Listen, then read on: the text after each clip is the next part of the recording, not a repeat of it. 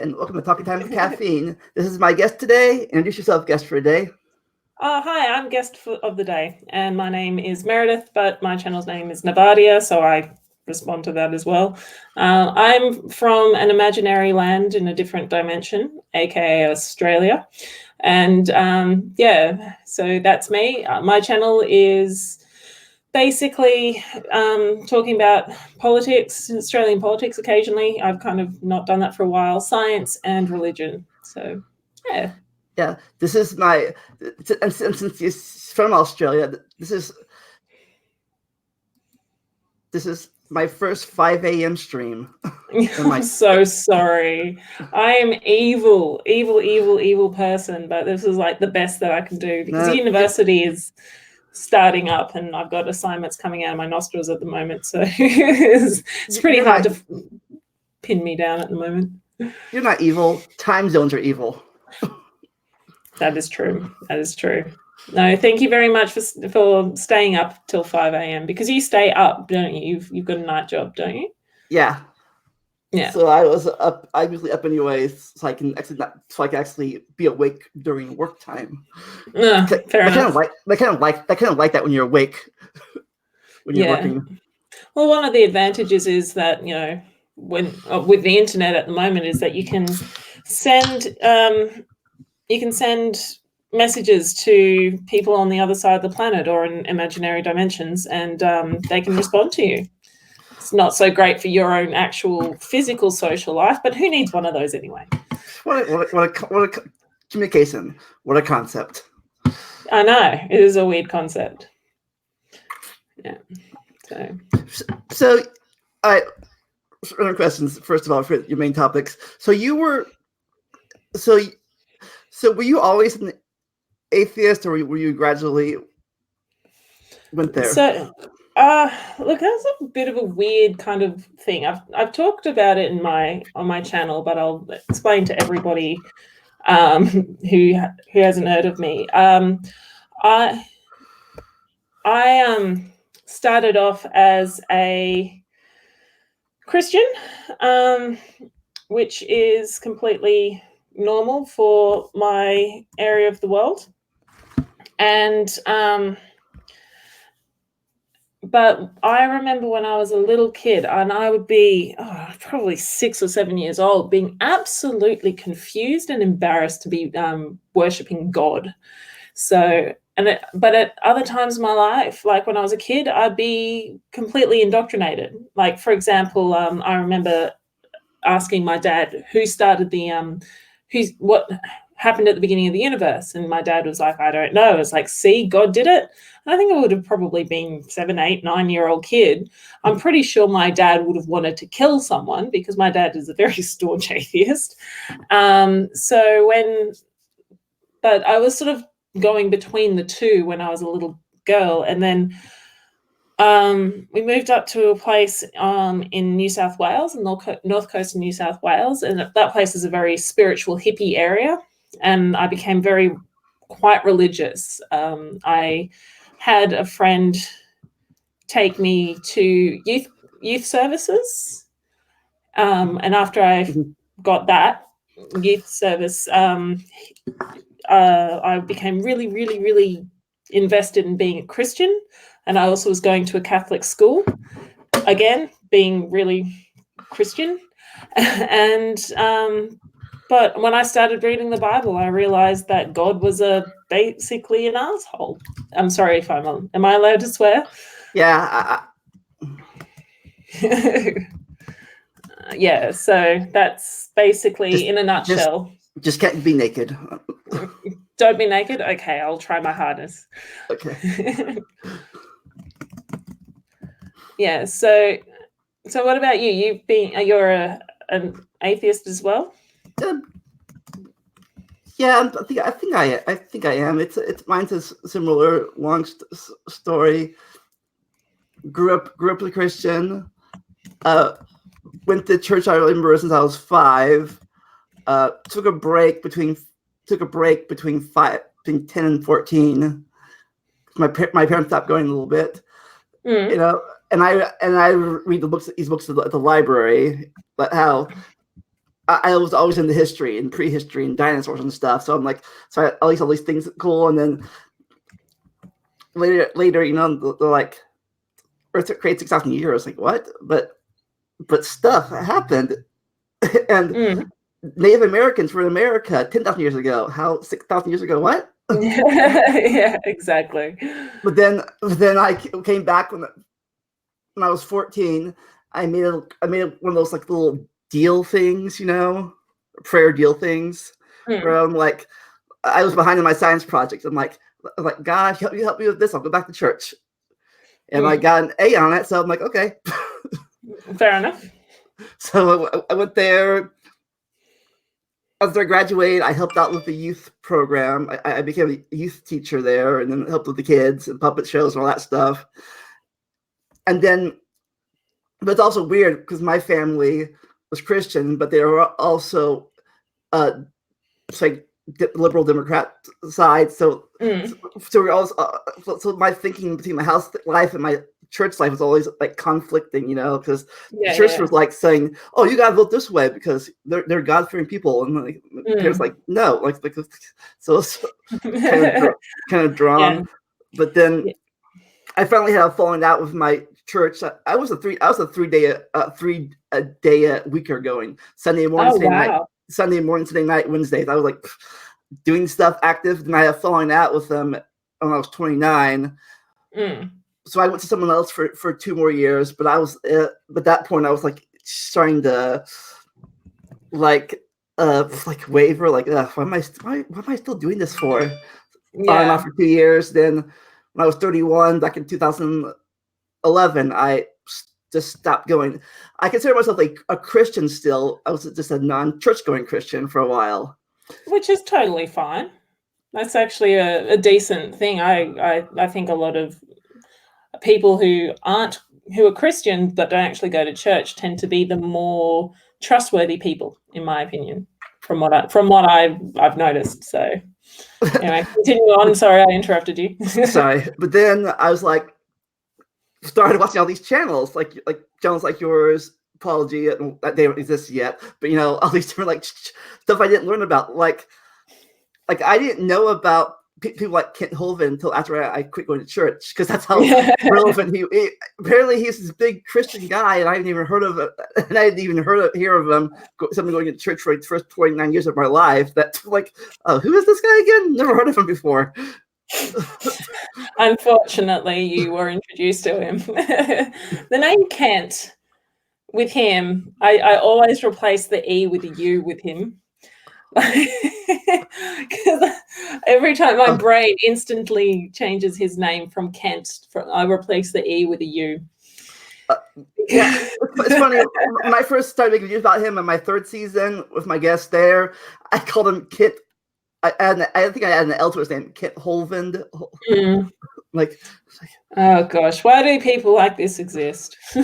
so I did know about Ken Ham because before I left, my church took a field trip to the Creation Museum twice, 2007, 2008. I lived actually an hour from them, an hour north of that place. So yeah, I've been there.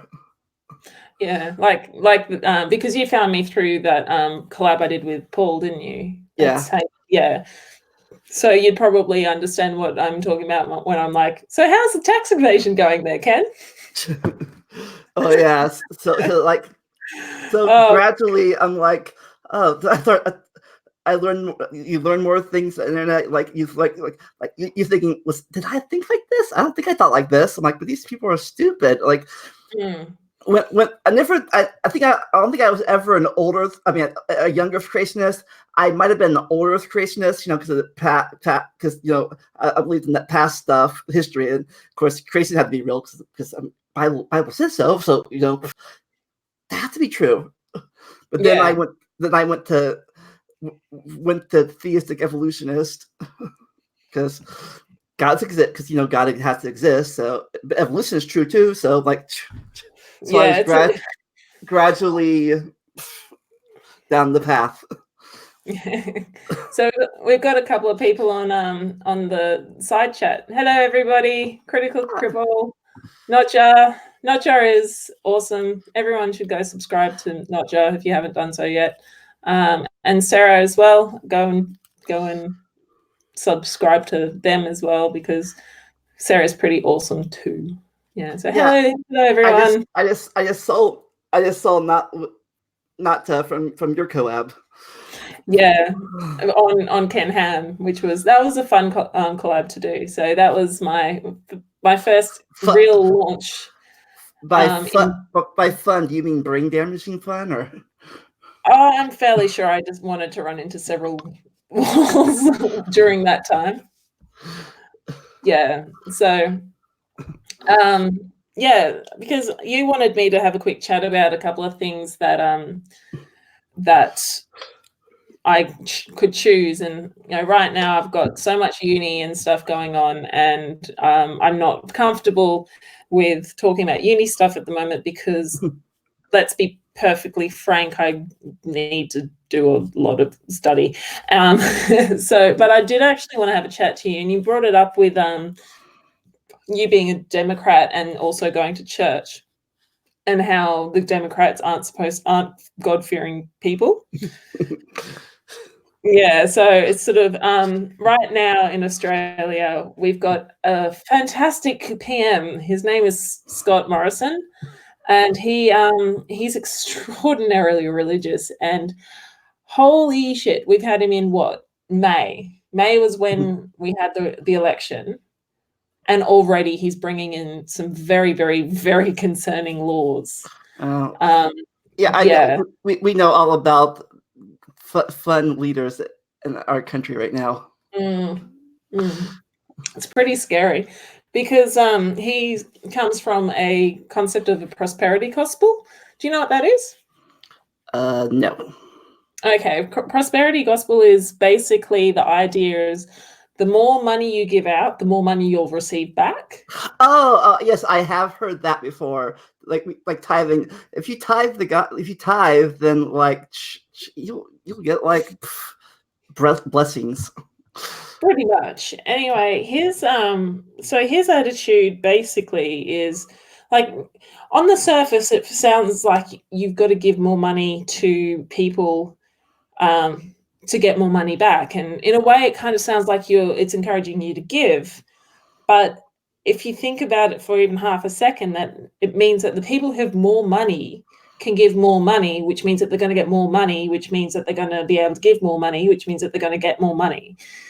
So, critical cripple, which type of crazy he is? He is Hillsong crazy.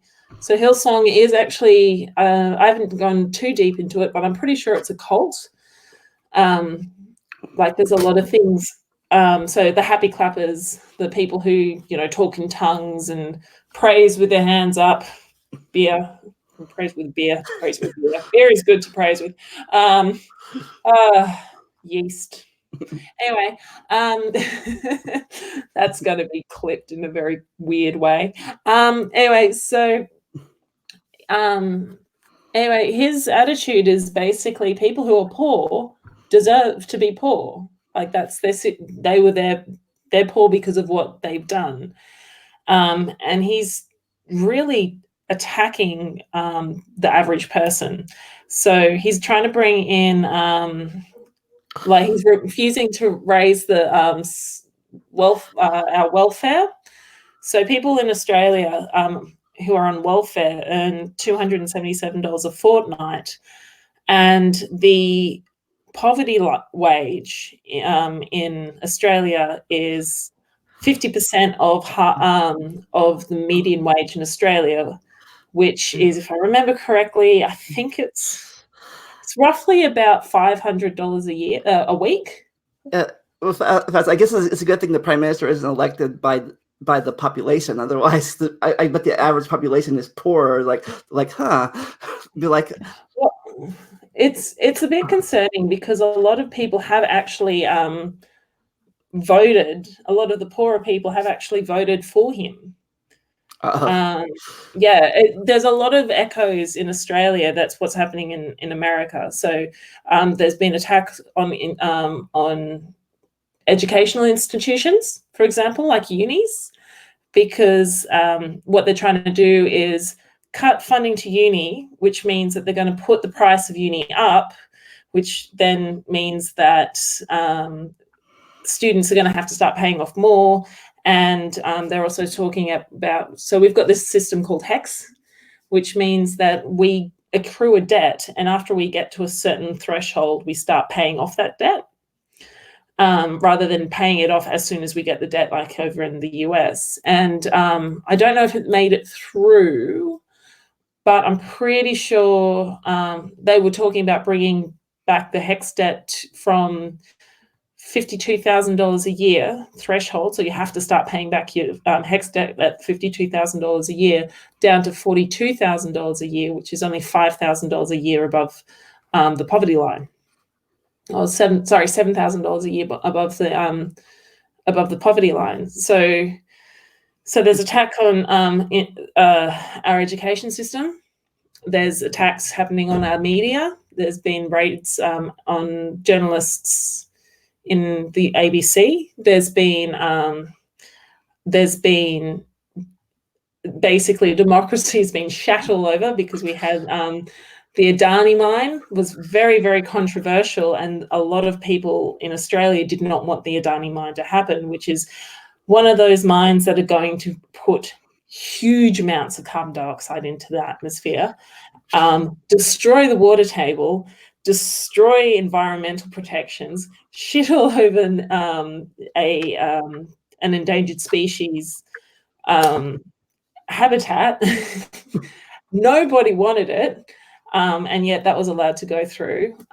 So we are actually getting a lot of people who are so short-term thinking, and it's just really, really concerning to look at Australia and what's happening in Australia and how it's so like people not paying attention. So people not paying attention. Like what's this bill? Who cares? Yeah, pretty much. And they're also attacking abortion laws in New South Wales. So they're trying to abortion in New South Wales is on the criminal code. So what they're trying to do is decriminalise it. However, a lot of people are trying to stop the decriminalisation of abortion. So it's still illegal where you are? Or? Not in Queensland, I don't think. I did look that up ages ago, and I'm pretty sure it wasn't made illegal in Queensland. But I know it's one of those things where it's like even if it was illegal, you can still go to your doctor and go, oh, if I don't have this abortion, I'm going to go and kill yourself. And that's all they'll go, all right, okay, here you go, you can have your abortion. Like there's no major hoops to go through. But the fact that it's still criminalized, it's still on the penal code. And I think it's like over 120-year-old law. So yeah. Right now, we're working on marijuana becoming legal right now. We did the gay marriage thing a few years ago, and abortion was like 20, 30 years ago for us. Yeah. We only got gay marriage put through 2 years ago. Yeah.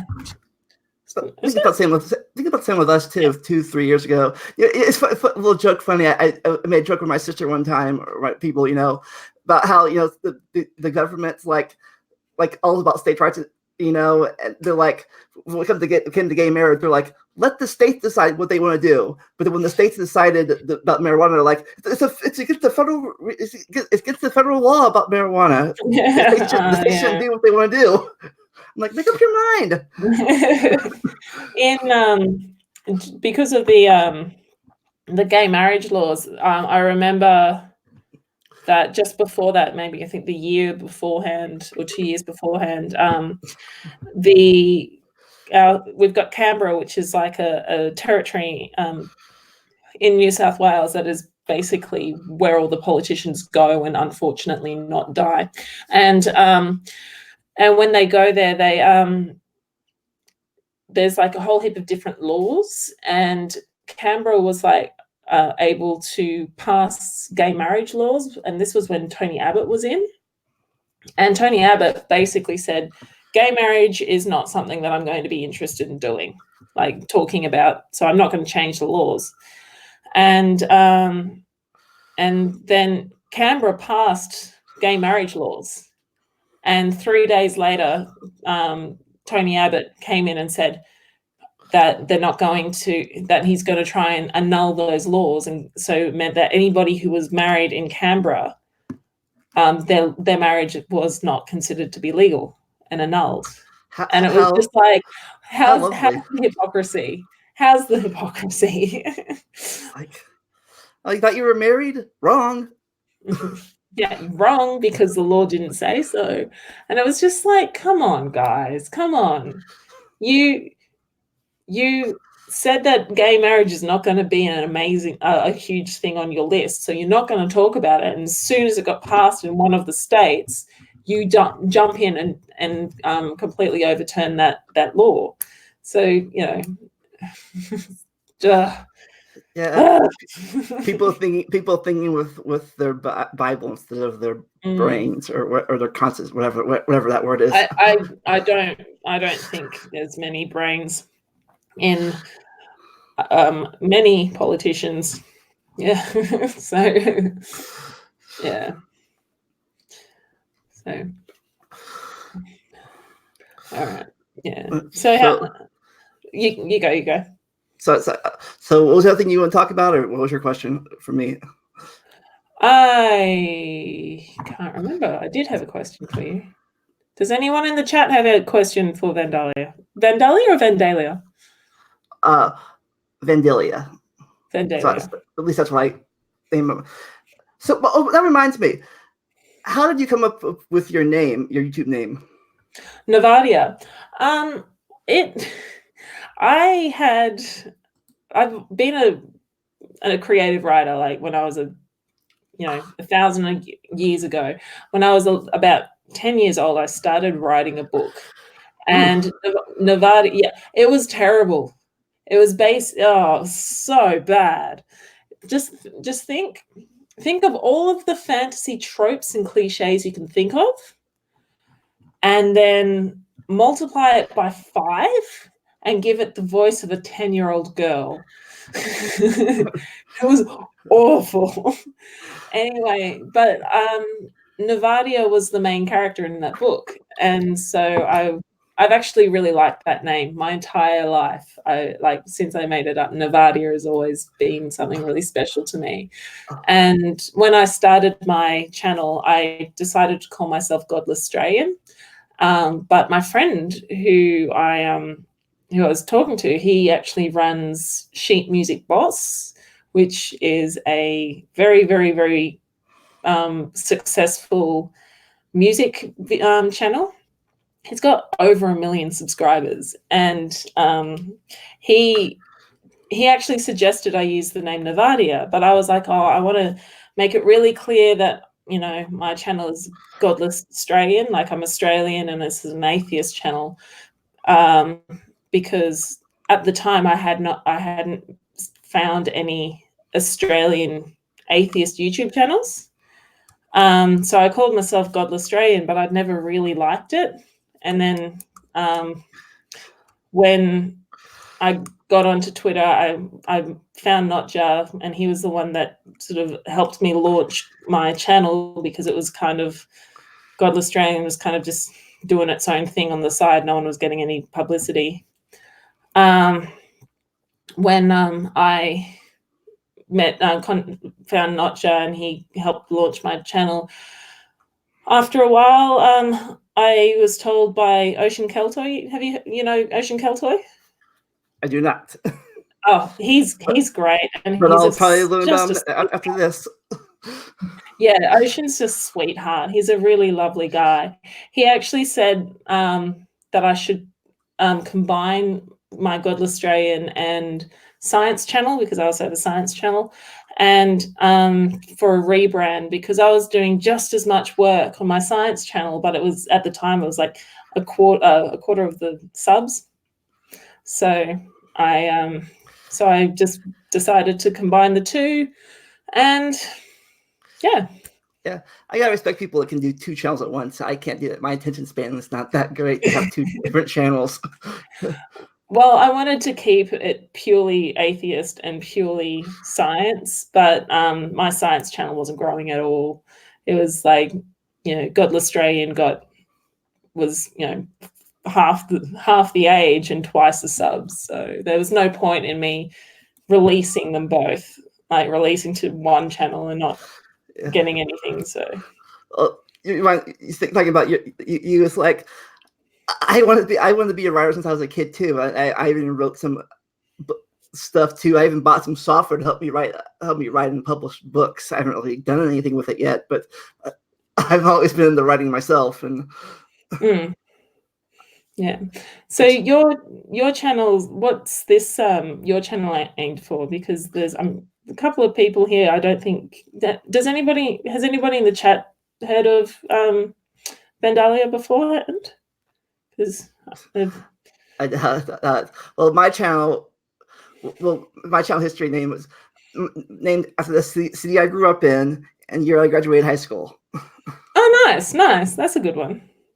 And then, and you went to music and stuff. It's also funny because my channel was first created. I was going to do like a behind the scenes of my friend's band, and you're like, oh, I was a photographer back then because I was camera shy. Yeah. And I hate how I looked in front of the camera. So I'm like, if I'm behind the camera, no one will see me. It's a good way of thinking. So I was originally going to do behind the scenes video work and photography for them, Of course, then their band fell apart. So that fell through. But my second video happened the day, I mentioned earlier, the day I have my falling out with my old church, the 3-day-a-week church. And then I was angry about it, that they, and I wanted to rant about it. So I'm like, so I did it. So my falling out with my church was the reason that my YouTube thing started. Oh, really? Awesome. So even though I wasn't really I was still a Christian back then, that was my anger trumped my shyness, and then I went from 1 subscriber to like 10 in like a matter of weeks. Nice. That's what you want. By the way, Not Jar Witness is complaining about the fact he's naked. So that's one of his jokes, is that he gets a bit cranky that he doesn't have a wrench. Oh no, he likes being naked sometimes. Well, maybe someday YouTube will lift their ban on that, or we can always upload the Pornhub live stream. I heard Pornhub is like people. Apparently, I heard people play video games on Pornhub, just like YouTube. It's like probably. It's like a big thing. Apparently, there is a part of Pornhub that if you hop onto it, they will plant a tree or something like that. That's what I read somewhere. like you can watch our other version of this interview over on Pornhub. Just kidding. Yeah, maybe not. I got study to do. You can still study. Just kidding. But True. So any other questions you have, or something I have, or people have? Well, so your church, your 3-day-a-week church, what type of church was that? Southern Baptist. I was about to ask if it was Baptist. Yeah. Would you have considered your church to be a cult, or were they pretty open-minded? I thought at the time they were pretty open-minded. They let us. We could wear shorts or jeans or t-shirts, when we went there Sunday morning. A lot of people did. people dressed up for Easter and stuff, fancy clothes there. I had a sweater on or something. I never really had fancy clothes, but it wasn't really one of those you have to wear dresses and ties every day of the week thing. It was like, as long as you just casually show up in shorts or skirts, whatever. So it's more an open one, I guess. Notja actually asks, whereabouts are you from, if you are happy to share? Ohio. About Vandalia, Ohio, which is around Dayton, Ohio, which is about an hour north of the Creation Museum or the Ark Encounter thing over in Kentucky. Fair enough. Yes, that sounds painful. Yeah, no. I kind of want to go to the Ark Encounter and just go up to Ken and just go, just stop. Just please, you're embarrassing us. Just stop it. Sorry, you can pick me up on the way there. Come to the Dayton airport, pick me up, go there. Yeah, I want to go there too again. I mean, I went there before when I was a Christian. So I want to go there now with my new eyes, I guess. It would be interesting to have that that before and after reaction to it, because I was told by a priest the other week that I was indoctrinated into evolution. I'm like, I'm glad you said, but he goes, we're both indoctrinated. So he thinks in the young Earth, and I obviously think evolution. And I'm like, well, at least you said we're both indoctrinated. I'm glad you said that. And I'm like, but I'm not indoctrinated, because you can't be indoctrinated into something that is provable scientific fact. Like, but it's just a theory. It's just a theory. Yes, a scientific theory. Slightly different to the layman's theory. Yeah, we mentioned that on my peer-reviewed theory video last week. Yeah, I saw a bit of that. I'm sorry I couldn't hang around for all of it. Work. It doesn't. Sorry, mate. Yeah, because I really would have liked to have hopped on, because I did a video where I talked to myself on what a good scientific journal is. And I'm actually thinking about doing another one similar, but rather than talking about a scientific journal, I'm talking about what a scientific paper looks like, what a good scientific paper looks like as well. Oh, that sounds good. Yeah, but I've got to write it first. And so that might be coming out in the next couple of months, because a lot of people really enjoyed it. I don't know why. They hate themselves and me, apparently. So yeah. I think I lost my train of thought for a second. Fair enough. Yeah. So you mainly do, excuse me. Yeah. You mainly do streaming, or do you do any actual videos as well? Because I haven't had much of a chance to check out your channel yet. I apologize. I do a little everything. This is why I have my catchphrase: enjoy the randomness. True. Because at first I started out with like vlogs, just ranting or whatever. Then I did the video game thing, some of that. Then I've done cooking segments. I've done food reviews, and I started my podcast and live streaming. I've been all over the place, doing everything. Yes. No. So I thought about when I made my video trailer. They're like people ask you what's your channel about? I'm like I don't know. It's just random. So that's my catchphrase now. Enjoy the randomness. Enjoy the randomness. Yes. That's a good catchphrase, actually. Mine is don't give yourself the raw prawn, which is a corruption of the Australian saying don't come the raw prawn. It was an accident. I thought it was don't give me the raw prawn, but it is don't come the raw prawn. But it's kind of I'm glad that I made that mistake, because coming the raw prawn So look, yeah, it's a bit suggestive. So I'll see you later, Notja. So yeah, that was, I'm lucky that as I and basically don't come with raw prawn means don't lie to me. So Oh, so yeah, so don't give yourself the raw prawn is basically meaning don't lie to yourself. yeah, I had that same thing, not different. I was back. I used to be bullied in high school. Mm. It was also another reason I went to church for a while too, because they were the only ones that were nice to me at the time. So like, I went kind of like, what's the word, like sheltered in there a little bit. Mm. But it's like, I had a saying, I'd rather you be my enemy to pretend to be my friend. Yeah. Yeah. Like, if you're just gonna do that, just be my enemy up start. Just be honest, be my enemy. Just don't pretend to be my friend. I agree with that one, actually. Yeah. Because It's pretty awful to find out that a person that you thought was your friend is actually like an awful person to you. And because my bully was the kid that I hung out with the last 2-3 years, did stuff with, plays with. All of a sudden, he like decided, you know what, I'm gonna bully this kid.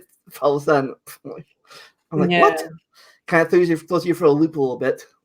Yeah, no, it's not a cool thing to do. And the thing is, like, as much as I hate to say this, like, kids don't actually understand. Like, kids at school don't understand how much of a trauma and a lifelong trauma bullying can do for someone's entire life.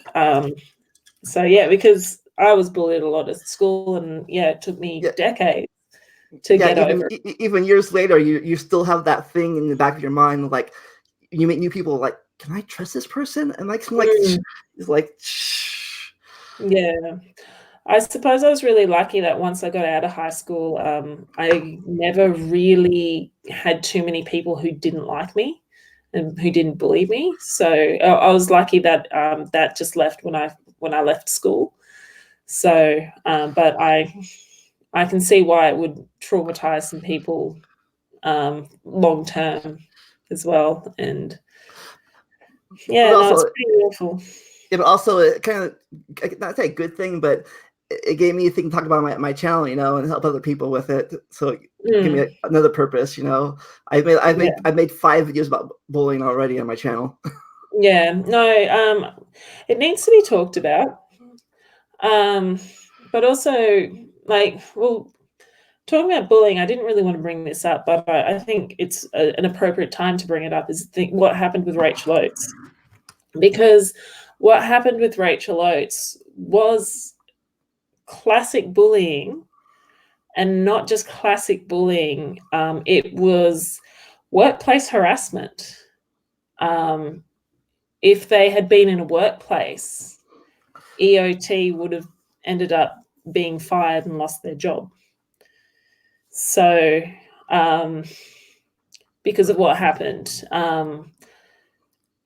And it just is going on and on and on, and it's just so sad. It's absolutely sad. But what I think EOT would have broken Australian workplace laws with what happened, because it was just genuine bullying, and we all saw the results of that in what happened with Rachel, and it was traumatic, not just for Rachel, but for the entire community. Yeah, I think I think myself a little bit lucky about that, because at least when I was bullied, it was the mid 90s, so the internet had been a thing yet. So nothing can go as far as it could go was maybe my city or the school. You know, it wasn't something that could be like broadcast to the whole world. The bullying, you know, cyberbullying nowadays is, you see something that everyone knows about. I mean, cyberbullying is insipid. It goes home with you, and this is something that we haven't been able to. Well, as from what I'm aware, there's been no major things that are happening, like in regards to education, as far as I'm aware. I mean, I haven't been in school for ages, but being it's awful as well, because a lot of the times people say, well, why don't you just turn off your computer? And it's why can you just not be a dick? Like, why like that's like that's like go around. That's what I did. I'm like, when the rumors first started on Friday, I'm like, let's just whatever. I'll ignore it. It'll be gone forever. It'll be gone in a while. Like whatever, stupid rumors, whatever. Then Monday, 20 people asked me about it in the hallway. Yeah. Like, so sometimes ignoring the problems doesn't make it go away. No, I think Rachel did the right thing, showing that weakness. Oh, not weakness. Sorry, that's a terrible word to say, because she's not weak at all. Showing that vulnerability. I think she did the right thing, because it's like, this is the damage that you are currently doing. And as soon as she did that, and as soon as we saw what EOT did, it makes it really, really, really hard for people to be able to, like, it made it hard for a lot of people to just keep out of it. And it was a catalyst for a lot of bad things, but it showed EOT for who they are, and it showed how extreme bullying can get. And I do not condone EOT at all for what they did, because what they did was harassment, was abuse. It was an abusive thing, and it shows how attacking a person over and over and over and over again can cause such trauma to so many people. And yeah, it was awful. It was awful. I mean, I my physical health got affected by that. And I didn't really know anything. Like, Rachel and I, Rachel subscribed to my channel and followed me on Twitter, and that was about the effect of our conversations. And then, but that really, really affected me, what happened, because I think it brought up a lot of those wounds from when I was bullied at school. So it really pushed me to the core too. So. Speaking of mental, you said you want to talk about ADHD too earlier in the thing before you started. ADHD. I think you said you want to talk about that. We could talk a little bit about it. Yeah, because as I said, I've got probably about another Sarah, I'm so sorry. I keep calling you Sarah Michelle. I'm Sarah Michael. Sarah Michael. Duh. Yeah, she said that she was shocked by seeing the video. She cried the whole time. The Rachel Oates one. I could only get through about half of it, and I was crying the whole time as well. It was awful. Yeah, I haven't seen it yet, because I'm when I see something that makes me cry, I'm like, my emotions like over the place. Like, even when I see a cartoon death, I'm like, God, why? Yeah. Sorry, Sarah. I'm terrible. Oh, she's saying lol. She's going, it's Michelle, not Michael or Mikhail, or I'm sorry. Shut up, I'm tired. Yeah. Oh, okay. So a little bit about ADHD. Actually, I don't think can I compress that into 5 minutes? Sure. Okay, we'll see how I go. It is a disorder of the frontal lobe of the brain, which is your higher functioning executive stuff. So time management, you're not very good at. Planning ahead, not very good at. Keeping things together, not very good at. So also you have short-term memory loss as well. You get distracted. You can't keep train of thought.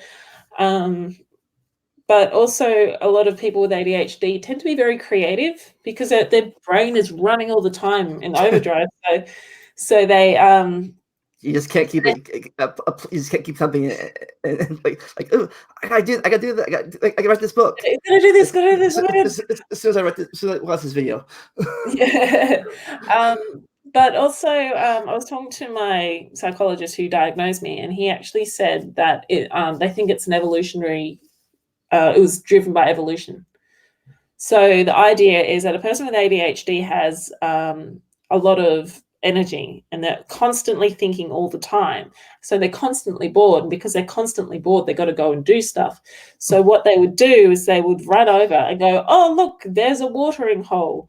And they'll run back and they'll be like, hey, guys, I found a watering hole. And half of the group of people would stay behind going, no, I'm happy with this watering hole, while the other half go, oh, let's go over there. And then they find this other watering hole. And of course, because of natural selection, the person with ADHD was able to pass on that genetics, and then it goes on and on and on and on and on. And ADHD may have been part of the reason why humans were able to spread amongst the entirety of the planet. Also, another hypothesis that they had is that it was evolutionary. It was like, you know, there's evolutionary advantages to it. Is that people with ADHD also tend to be the ones who create things. As I said, they're very creative people. So they're kind of the ones that'll sit down and go, how does this spear work better if it's heavier on one side or something like? So they're the sort of ones they're like, I have to know how this works or why. Yeah, or like maybe if we pull a string to this thing and it could go further, like the arrow. So they're the ones that not only are the innovators, they're also the ones that do a lot of the heavy lifting physically as well. People with ADHD also tend to be stronger people. Well, I think I'm the lowest end of that spectrum. Yeah, so there's enough evidence to suggest that ADHD is not actually a disorder. Wow. It is actually an evolutionary thing. It works in evolution has helped that to happen. But in our society nowadays, we aren't needed to go and hunt or find the next watering hole or innovate. We don't need to do that anymore. So what used to be a really big evolutionary advantage society-wise is actually now considered to be a disorder. Cool. I got to find a girl and pass my jeans out now. I got to go pass my jeans down now. Yeah. So yeah, there's that as well. And also people with ADHD tend to have sleeping disorders. So they tend to go to bed later at night and then wake up later in the morning. And one hypothesis as to why ADHD is quite prevalent, like there's a significant portion of the human population that has ADHD, is because falling asleep, people with ADHD can't fall asleep like until quite late at night. And so when they and if they have another person who also has ADHD, they also can't fall asleep late at night. So they get their I guess I can find out where my night owl syndrome came from. Yeah, well, that's the thing. Like, there's a genetic component to sleeping rhythms. So you know how you hear about people who are lazy because they get up at 9:30, 10 o'clock in the morning. They're not actually like that lazy, because they normally don't go to sleep until midnight.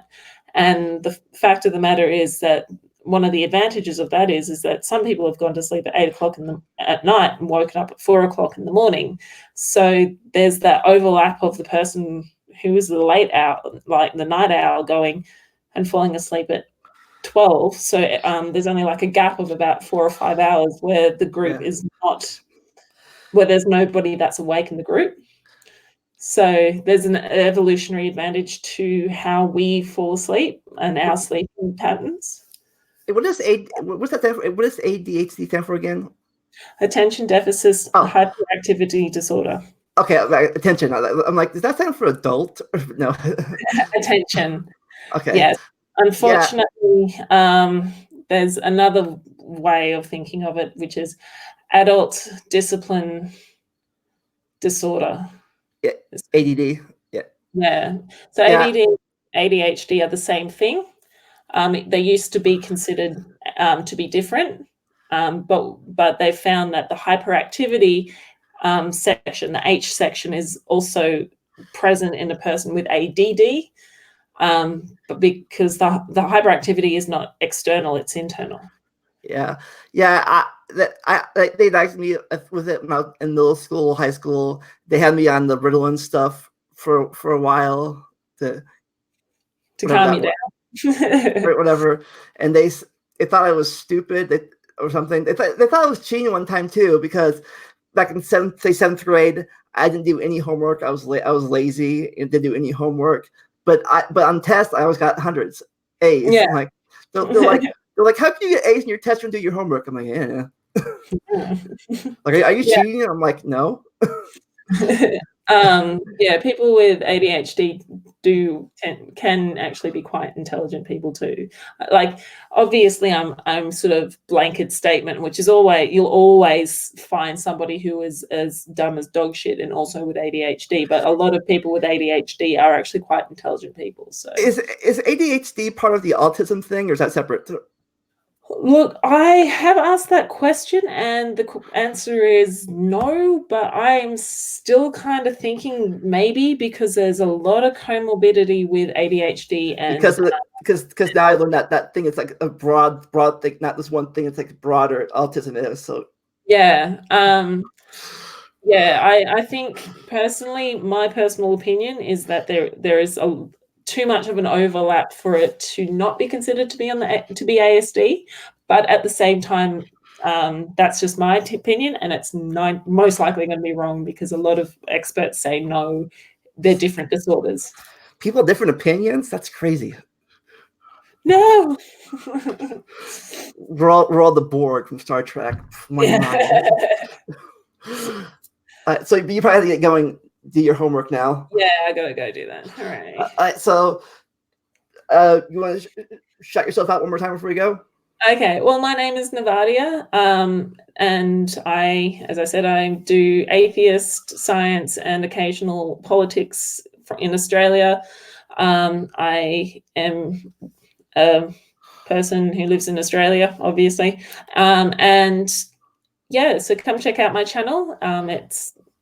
I'm sure you put my channel in the description below, and yeah, I hope you guys have a lovely day, evening, night, whatever, and don't forget, don't give yourself the raw prawn. All right, and as always, never stop learning and enjoy the randomness. We'll see you next time. Bye. Bye. Have a good one. Thank you very much for that. Ooh. Cool.